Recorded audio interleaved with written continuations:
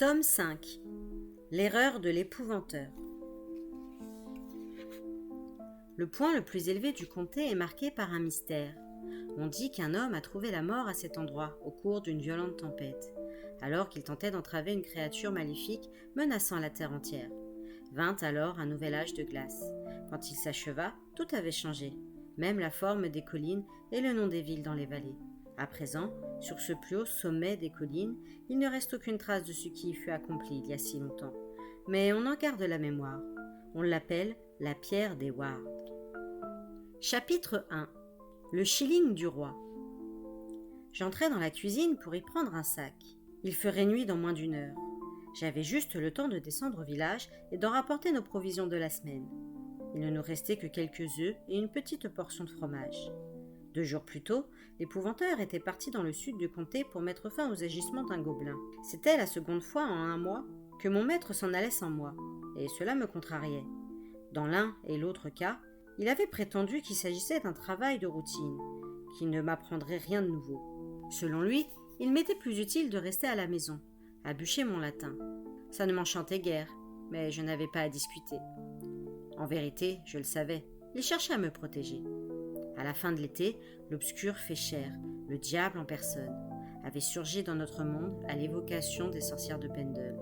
Pendant 2 jours, il avait dû se soumettre à leur volonté, et elles l'avaient lancé à mes trousses avec l'ordre de me détruire. Je n'avais trouvé le salut qu'en me réfugiant dans la chambre que maman avait préparée pour moi.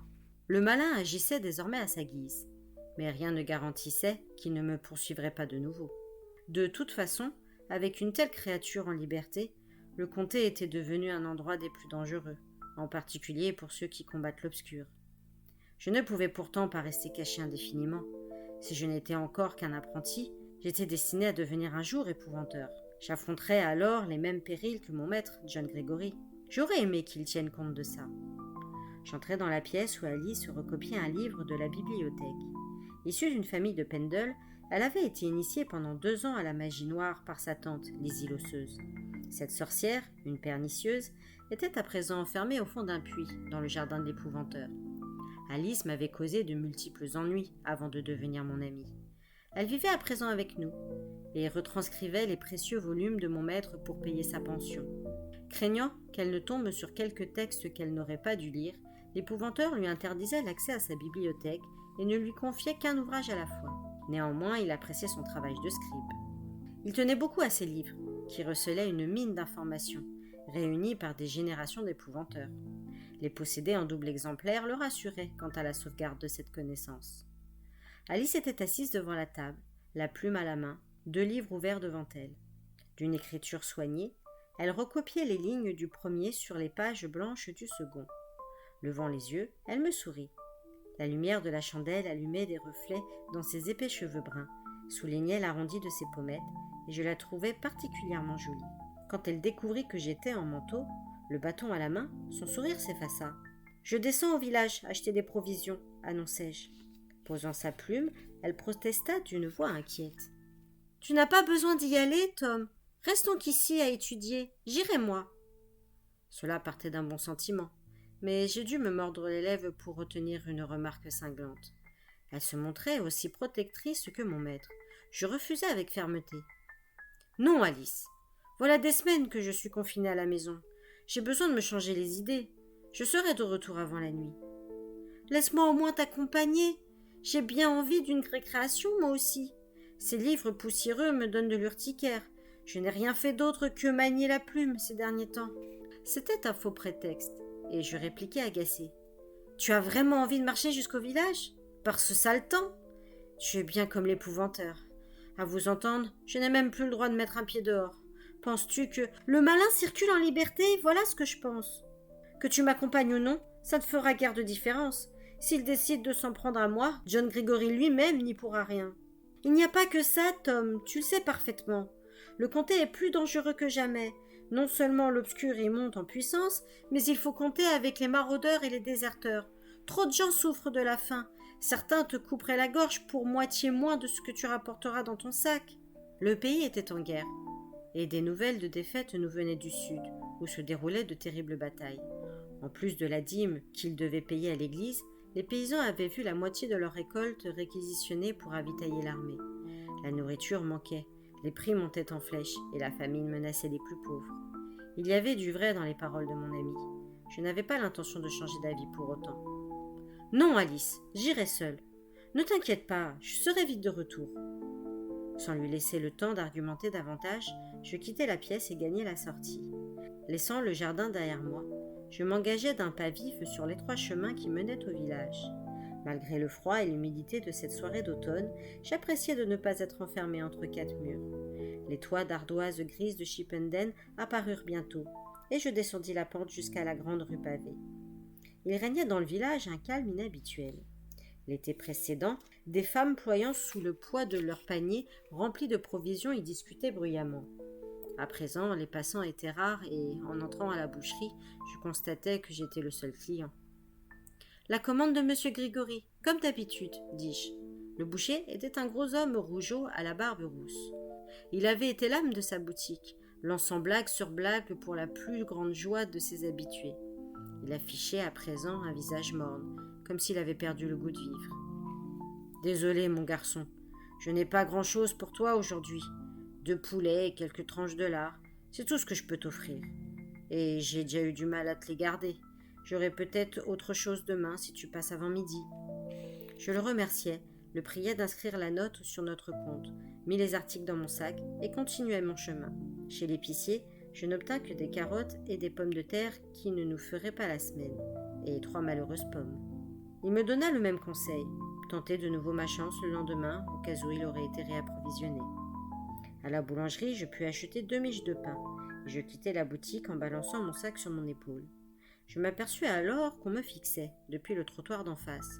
C'était un gamin efflanqué, aux yeux élargis par la faim, qui ne devait pas avoir plus de 4 ans. Il me fit pitié. Je traversai la rue, fouillai dans mon sac et lui tendis une de mes pommes. Il en avait plus besoin que moi. Il me l'arracha presque des mains, puis sans un merci, il tourna les talons et disparut. Le ciel s'assombrissait. Je repris le chemin de la colline, pas mécontent à l'idée de retrouver bientôt la chaleur et le confort de la maison. Mais quand j'atteignis les faubourgs et que la chaussée pavée laissa place à la boue du chemin, je sentis que quelque chose n'allait pas. Ce que j'éprouvais n'était pas le froid intense annonçant l'approche d'un être venu de l'obscur, mais un malaise bizarre. Mon instinct me criait danger. Je lançai de fréquents coups d'œil en arrière, persuadé qu'on me suivait.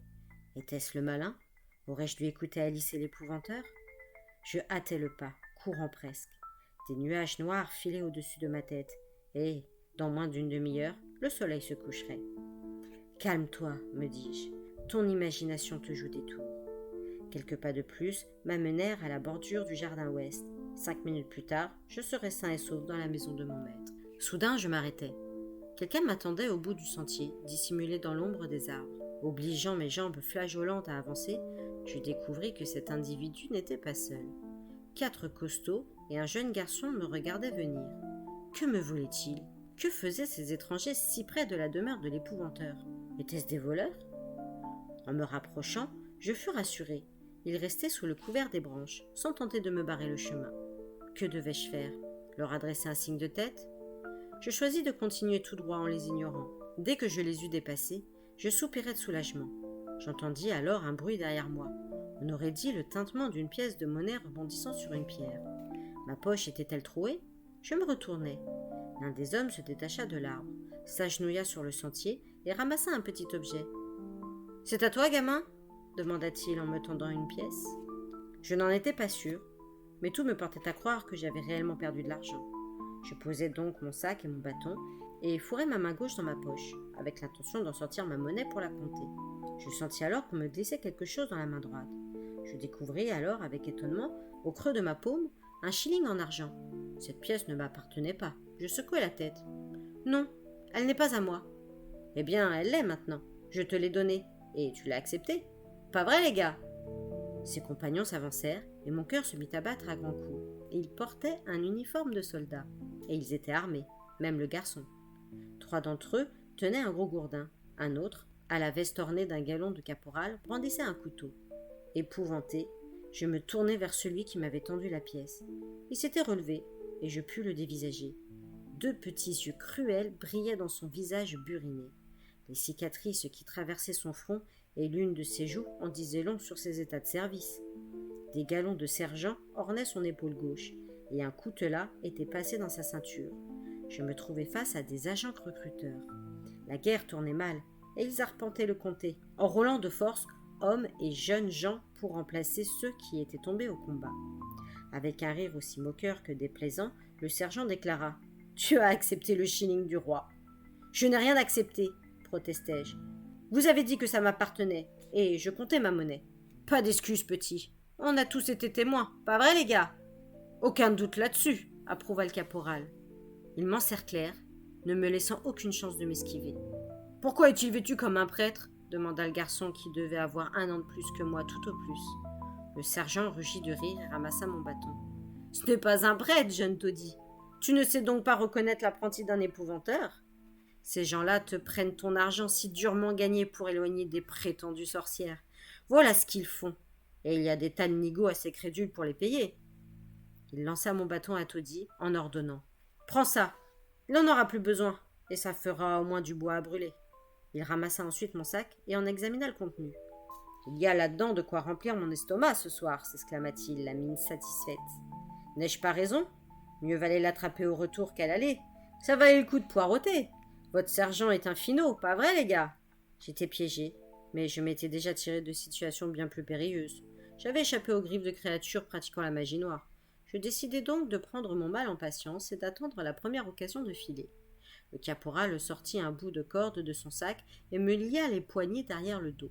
Cela fait, il me poussa rudement sur le chemin et nous nous mîmes en route à bonne allure, taudis portant mon sac à provisions en plus de mon bâton. Nous marchâmes environ 1 heure, vers l'ouest d'abord, puis en remontant vers le nord. Apparemment, ils ne connaissaient pas la route la plus directe pour atteindre les collines, et je me gardais bien de la leur indiquer. Je devinais que nous nous dirigeons vers Sunderland, là où on me mettrait sur un bateau en direction du sud, où la guerre faisait rage. Plus le voyage serait long, plus j'aurais de chances de prendre la fuite. Et je devais fuir, sinon mon apprentissage auprès de l'épouvanteur s'achèverait bel et bien ici.